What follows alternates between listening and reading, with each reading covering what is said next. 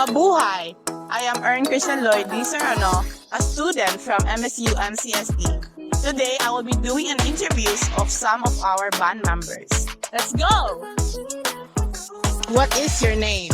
My name is Kainan Israel P. Pacaldo. What is your position in the band?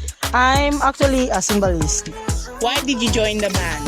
because I wanna keep the legacy in me as a band member. How long have you been a band member? It's been 4 months. How is your experience being a band member?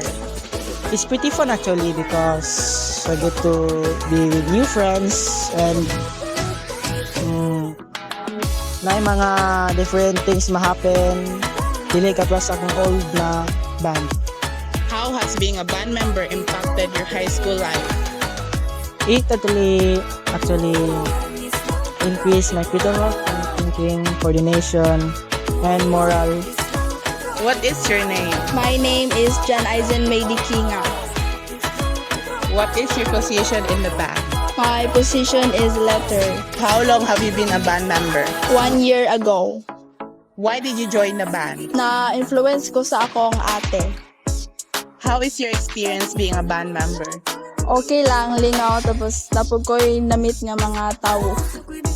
How has being a band member impacted your high school life? While wala pa ko naging band member, nag-focus pa ko sa akong academics. Ning join ko banda, duhan akong gi-focus which is the academics of being a band member. Dayon, then kabo na rin ko mamanage siya ako ang type. What is your name?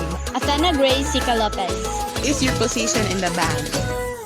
Lyrist. How long have you been a band member? 2 months, 1 week, and 3 days. Why did you join the band? Cause, ato yun, if music ganin ako is gamay, matabang pa sa grado nako sa banda. How is your experience being a band member? First nga enter nako or pag-join din ako sa band member, ang ako yung una na experience is kanang friendly gyud kayo ang mga band members dayon sa base pud sa amo ang coach. Iyang pagka-stricto dili lang gyud kay para lang gyud masuko ra nana lang ba. Pero iya ra yung kuan is iya ra yung goal is nga na gyud may makuan ma-learn dayon. As in, para gyud na gyud may makuan nga as a lyrist pod and MSU MCST student. How has being band member impacted your high school life? So, ang iya pong impact sa ako is na-improve pod ang ako ang music skills and dara pod sa pag-memorization kay as a lyrist gyud na gyud kay memorization nga mga chords. So, dara gyud naka-impact gyud siya sa akong memorization skills.